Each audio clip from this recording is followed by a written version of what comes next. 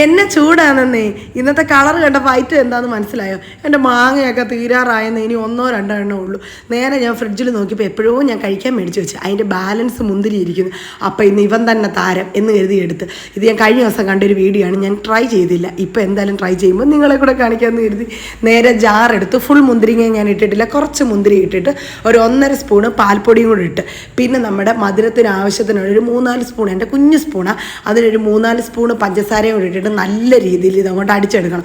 വെള്ളമൊന്നും ഒഴിക്കേണ്ട, നമ്മുടെ മുന്തിരിയുടെ വെള്ളം ഓൾറെഡി കാണും കേട്ടോ. അതുകൊണ്ട് അടിച്ചെടുത്തതിന് ശേഷം ആവശ്യത്തിന് വെള്ളം ഒഴിച്ചാൽ മതി. നേരെ നന്നായിട്ട് ഇതങ്ങോട്ട് അരിച്ചെടുത്തോണ്ട് വരണം. അപ്പോൾ അരച്ചൊക്കെ കഴിഞ്ഞ് അപ്പോൾ ഡെക്കറേഷന് വേണ്ടി ഒരു മുന്തിരിങ്ങ എടുത്ത് കീറി ഞാൻ ഗ്ലാസ്സിലൊക്കെ ചുമ്മാ ഒന്ന് വെച്ചതാണ്. അത് കഴിഞ്ഞ് ഇത് നന്നായിട്ടൊരു അരിപ്പയ്ക്കകത്ത് അരിച്ചെടുക്കണം കേട്ടോ.